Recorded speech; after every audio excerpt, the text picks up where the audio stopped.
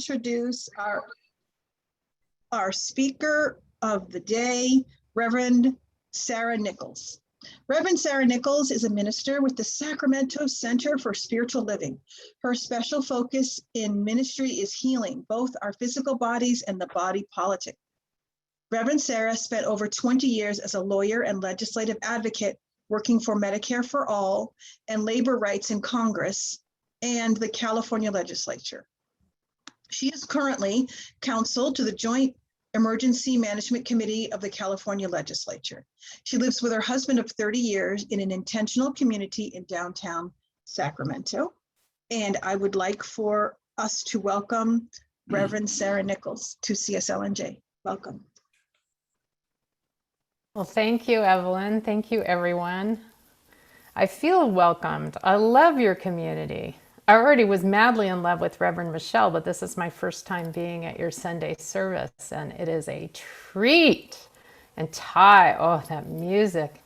I could just be in it all the time. Yeah, so here I am.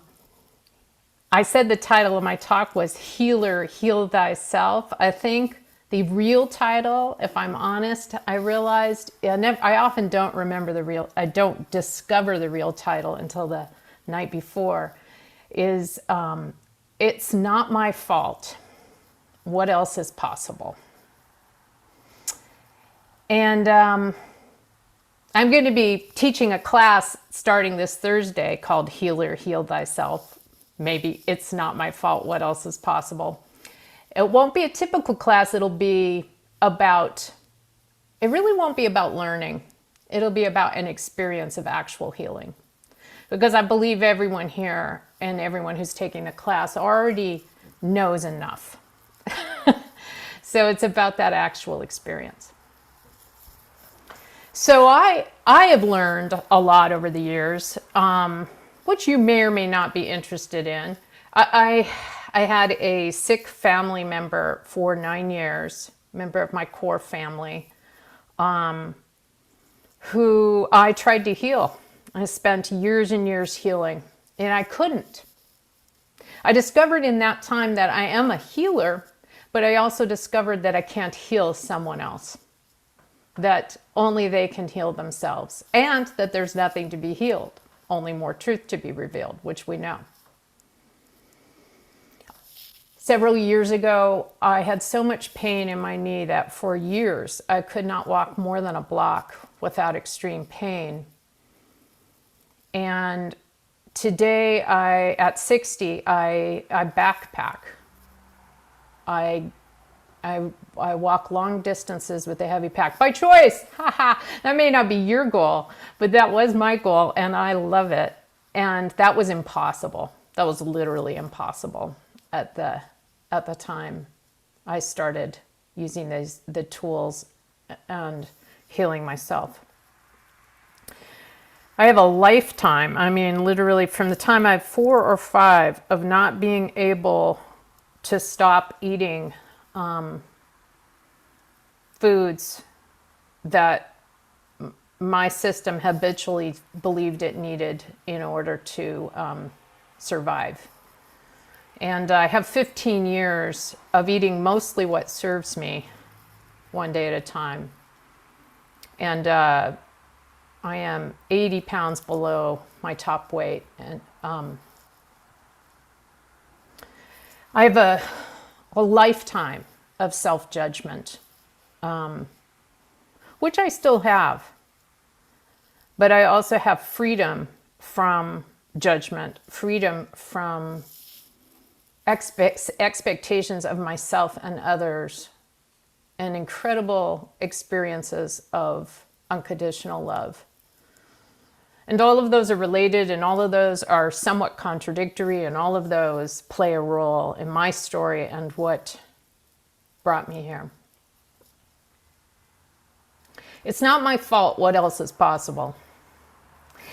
Why do I say that? Well, you know, we're spiritual scientists in this room. I don't know. I mean, everybody here probably has different levels of study and knowing, right? I know there are a number of practitioners here. There's some ministers here. There's some people who've taken lots and lots of classes. Some of you I've been in class with recently. Nice to see your faces.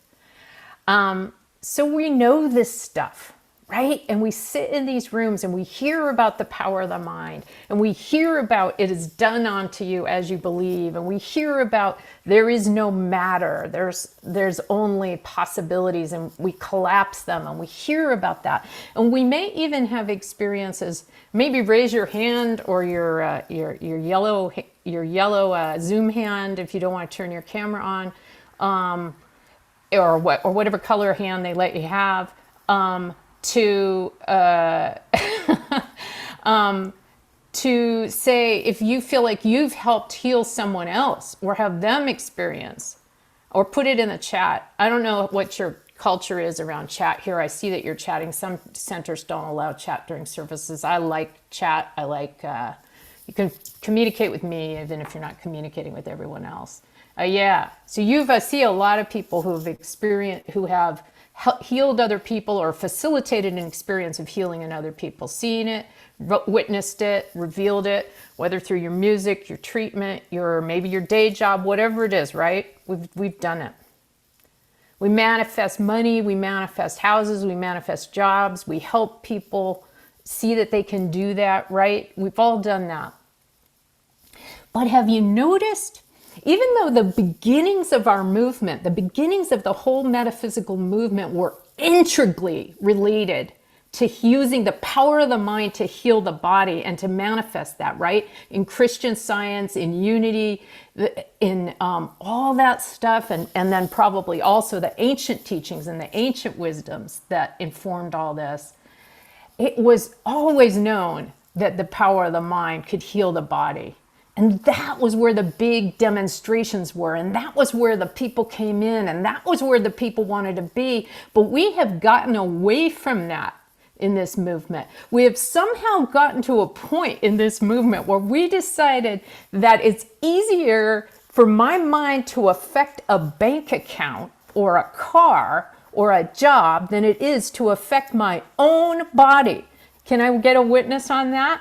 Do you know what I'm talking about? I mean, how could that be? How could that be? That my mind, my brain, think about it, not just mind, but brain, which mind and brain are not exactly the same. But my brain is a physical organ that is literally responsible for managing the whole system of my glorious body. And mind is integrally related to brain, not the same thing, but part of it. And yet somehow, who here, I mean, me among, did not decide at some point that there was something in my body that was now broken or hurt or off kilter or diagnosed or whatever it was, and it could not be fixed. That it was just going to be that way forever. Or that I was going to try to fix it and I was going to fail, or that I was going to fix it for a while and then it was going to revert, and that I was never going to have it actually be healed, and that wasn't possible. And so what the best I could do was acceptance. The best I could do would be to love myself anyway and learn to live, and there is nothing wrong with that, and that is glorious, and that is beautiful, and we will talk a little bit more about that.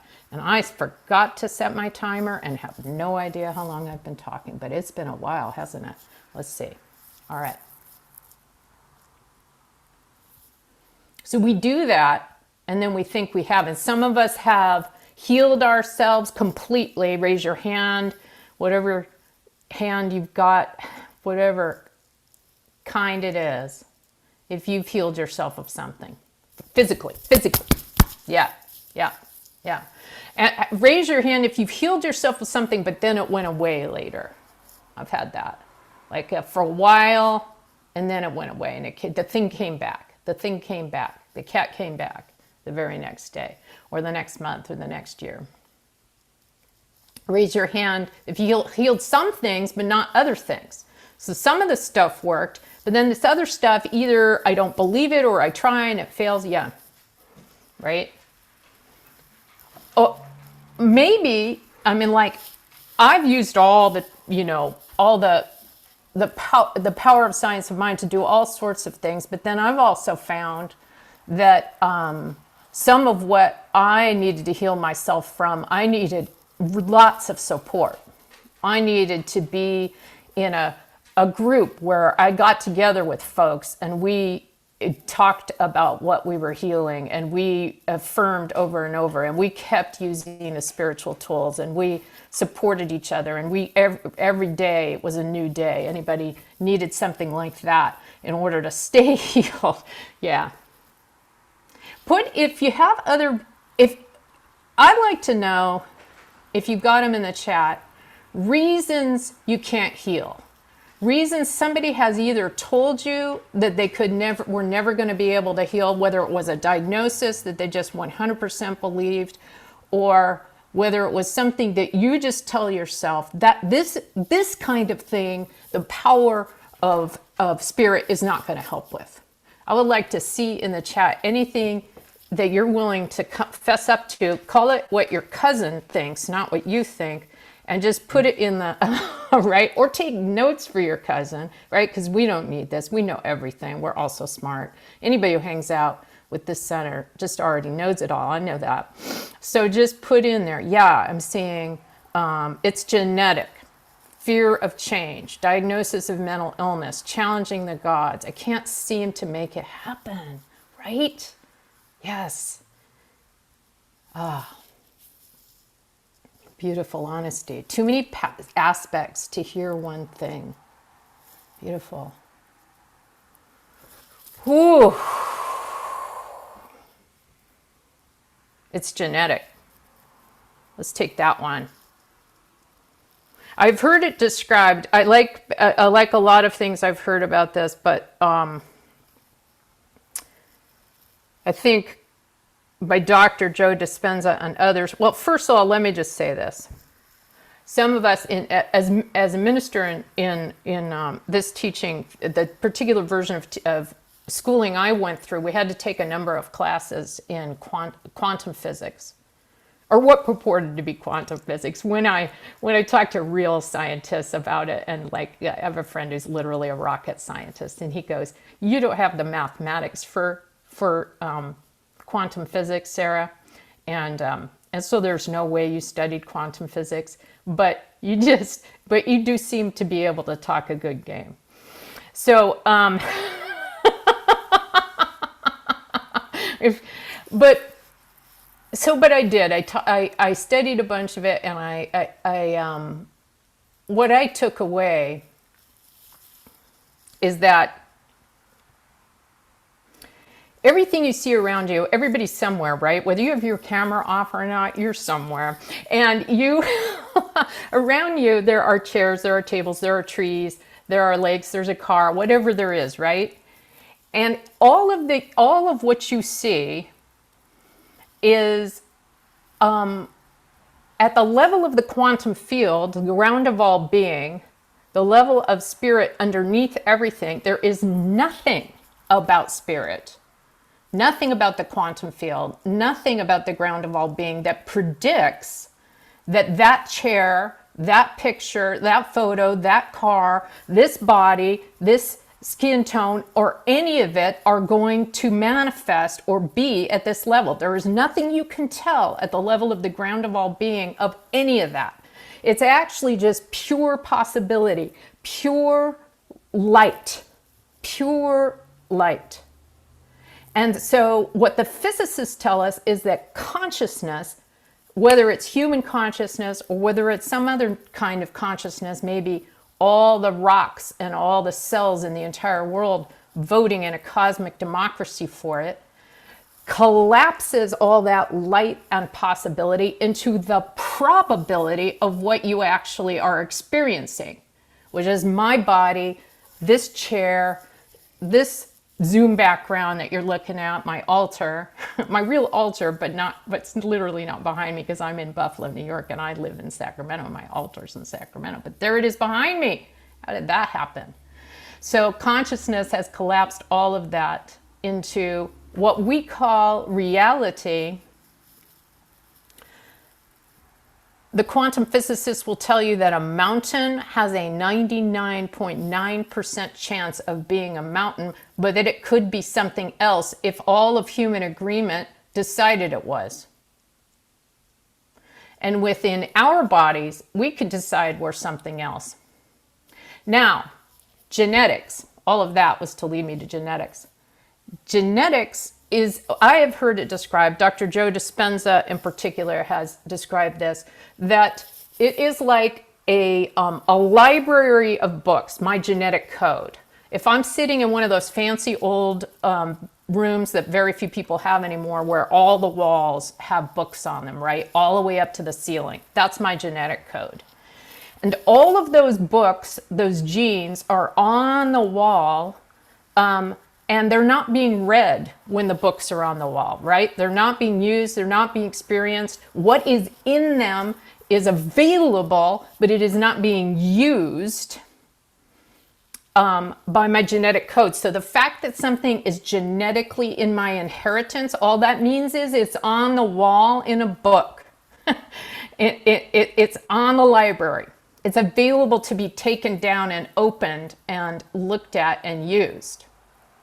So that means books, genetic code that helps me be healthy is up there on the shelf, and genetic code that gives me cancer or has me be an overeater or whatever else I'm afraid of, sickle cell anemia, whatever it is up there on the shelf. It's closed. It's up to me and the environment and the cues and the mental cues to actually whether I reach up onto the shelf and pull down a book from the genetic code and open it up and read it and have it begin to affect my body through my mind. That is an accurate metaphor for how it works.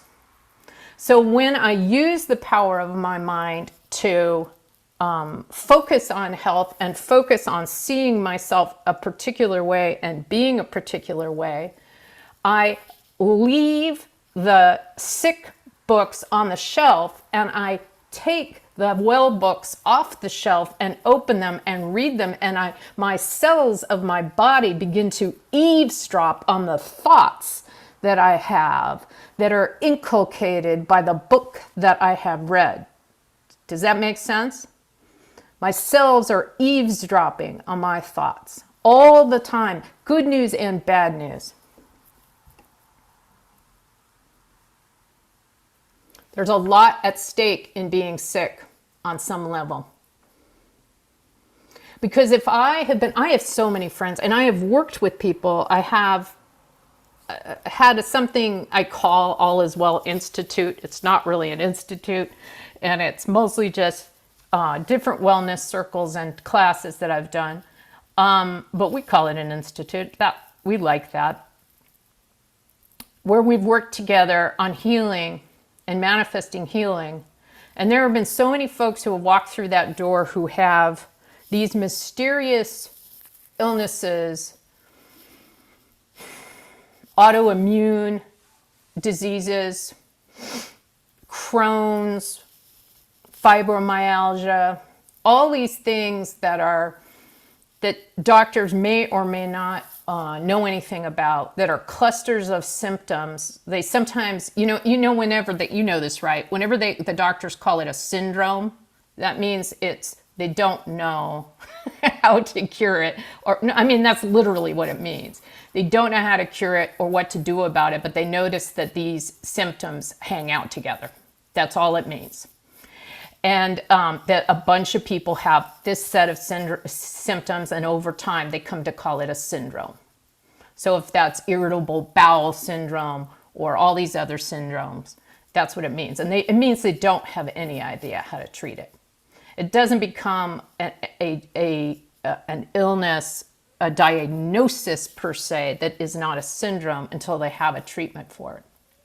So there are so many of these untreatable or virtually untreatable things that people have, quote unquote untreatable from a medical standpoint, And people live with them for years and years and years, and they get up. Maybe some of you have. And you know someone, I guarantee you know someone, if none of you have these things, where you get up and you have good days and you have bad days, and you have days with a great deal of pain all day long, and where you can't sit in certain ways, you can't be in a car for a long time, you can't walk very far, like all these things, right? And then someone comes along and has the audacity, the cruelty, to say that you could heal yourself with your mind. And what's the first thing I think? What I've learned from being with these people, mostly women, not entirely, is that it feels like a horrible, painful thing to say that I could heal myself. Because what that says to me is it's my fault. It says to me that's the takeaway for so many people.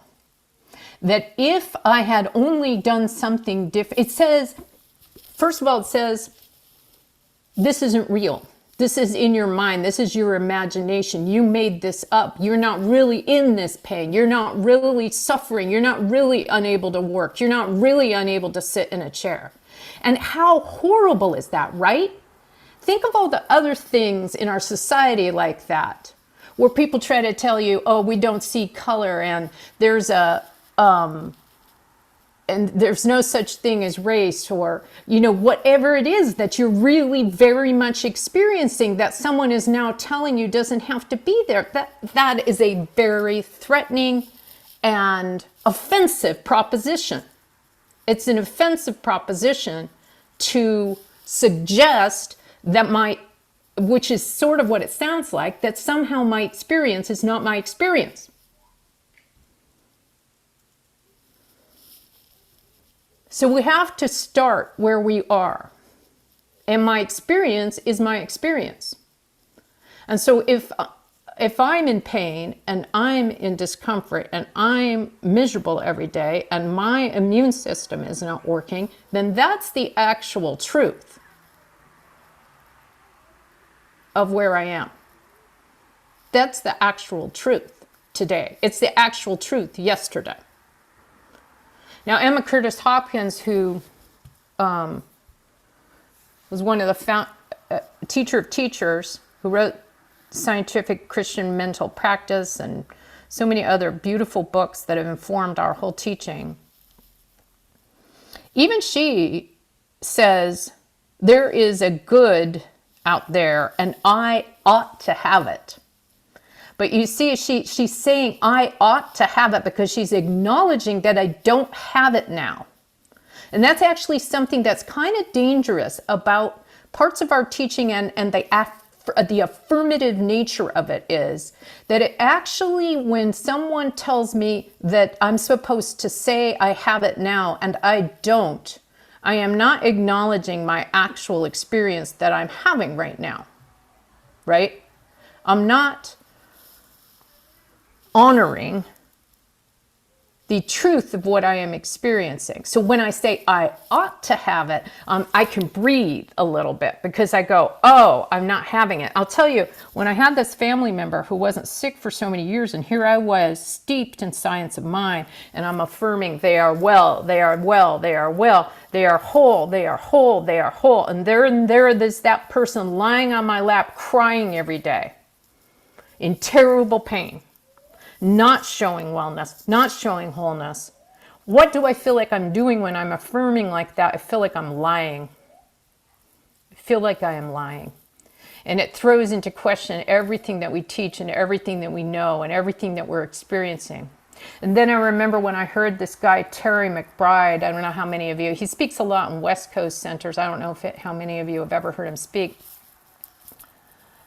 And he talked about this incredible infection that he had in every one of his veins, in his whole body, riddling his whole body at 25, that he was told he was never going to walk again, and he was going to have to be on a colostomy bag for the rest of his life, and he wouldn't have a normal life, and and for him, the fact that he would never be able to have father children or have an erection again was what he said was really woke him up and made him do something different. And he said people came in and tried to teach him science of mind and told him, you are well. And he said, no. What I could do is I could think, there is a doctor that knows about this, and they can do a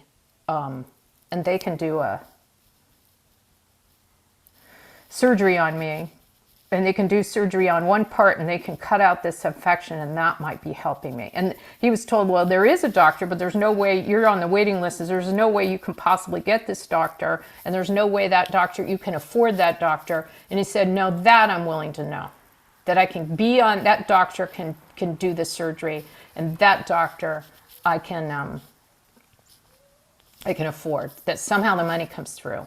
So we focused on that. Well, that changed my life at that moment, because at that moment, in the misery of this incredibly close person to me that I was supporting, I said, well, what do I believe? Right? Because this is a teaching where we say, it is done unto you by as you believe. So I always urge people to find out what's the best thing you believe. Even if it's the tiniest corner, instead of trying to affirm something you don't believe, what's the best thing you believe? Some little tiny thing. And I started saying, okay, in this instance, I was like, I believe that there is someone who knows what's going on with this person, and that I can find that someone, and that they will help him. Yeah, what's the best thing you believe? And I started affirming that. There is a person, and they know it. They know how to help him. And that happened. That manifested within 2 hours. With the second I started focusing on that, it manifested within 2 hours. And then that person did something that helped my beloved for 2 years. For 2 years have complete remission from their symptoms that were making it so they could not even participate in life prior to that. And all my affirmations of the stuff I was being told to affirm that I totally didn't believe resulted in nothing. So ever since then, what's the best thing you believe? What's that little corner? Whether it's a medical thing, whether it's a spiritual thing, it doesn't matter. What is it? Find it. Find that thing. I have been talking a long time. All right, I'm going to just rattle through some stuff without getting into detail. Because if you want this detail, you're going to have to take the class. You're going to have to hang out with me. We're going to have experiences. I want to tell you one story, though. I'm going to just tell you that there is a part of me that has been this very fierce sort of warrior of you can do it and get off your butt, and let's hold a vision of what it would feel like to be healthy, and let's experience that. And I have seen that in people. But I also went through something last year where for 5 months, I couldn't do the most important project I had determined was absolutely the next step in my life, right? Nothing to do with physical healing, but I just couldn't do it. Like I knew it was what I wanted to do, and I didn't do it. And for 5 months, I was doing everything else but that. Anybody ever do that? Just procrastinate. And I kept, with my prayer partner, started ramping it up. Like, I'm going to do that project this week. I'm going to do it today. It's completely done. The project is done. Nothing. Crickets. It's not happening, right? After 5 or 6 months of this, I got completely sick of it. And I started noticing how bad I felt at the end of these days where I didn't do what I said I was going to do. You ever notice something like that? Where I didn't eat the way I thought I should. I didn't exercise the way I thought I should. I didn't get through the to-do list that I thought I should. And I feel bad. I'm shooting all over myself, and I'm looking at what I didn't do, and I'm like, ugh. And so I switched my prayer up, and that day I said, all right, my only prayer today is that I love myself. No matter what I got done or didn't get done, I'm done trying to get this thing done. Just that I love myself. I can't live like this. I can't live with this sense that I've failed every day. I can't do it anymore. And man, how many people who are feeling sick all the time, especially if we have the audacity to know something about science of mind, aren't feeling like they failed every day. Any of you, I bet a lot of women, I don't know about men, but have experienced feeling like they failed every day, or some days at least, some days just, oh. So that day that I asked for prayer from that in my prayer partner, that day between 4 p.m. and 4:45 on a break between two other activities, I got the entire project done without having planned to do it when I thought it was a 3 or 4 day project. It was done in 45 minutes without my planning. I mean, what? So ever since then, this is my focus, that I love myself no matter what. Then if I can do the vision, if I can hold the thought, if I can focus on my tomorrow and not on my yesterday, if I can focus on what I believe, the very best thing I believe, and one of the best things I believe is that, oh man, when I turn my attention to only self-love, it works. My new version of that, just the past month, is D- day. I've never really been an A+ student, but I've been a decent student. And now I focus on, I'm going to have a D- day. D-, the lowest, the passing grade that you can get. And I also expect you to be D- in my life. And what happens is, you've heard this expression, an expectation is a premeditated resentment. So instead of resenting myself and others, I find that everyone has succeeded and surpassed by far my expectations because of my D- day. If it's my fault, then I made myself sick. And I've gone through all this for nothing, and I can't live with that. That seems like one option. The other option is, I know it's not my fault, but I really can't stay well. So if I say that I admit the possibility of healing, then I am not in acceptance or self-love. Then I'm letting myself down. Either way, it feels like failure. Well, I got to tell you that anytime something's black or white, anytime something's this or this, I am trapped in a polarity, and polarities are not spirit. Spirit lives in an unlimited possibility. It is never just either this, either that. If I think it's either this or either that, then I am trapped, and that is false. What else is possible is my favorite current prayer. What else is possible? Say that aloud when you're trapped try it in traffic, try it if you still have traffic, if you ever go anywhere. Try it when your Zoom won't load. Maybe that's our version of traffic now. Try it when your kid won't listen to you. Try it when you can only think of one possibility. What else is possible? And then it's not up to me to figure that out. I'm just allowing the universe to show me. Doctor says it's a certain diagnosis. Therefore, it's physical, not spiritual. Therefore, it's fixed in stone and it can't be healed. Because if I think it can be healed, then I don't believe in science.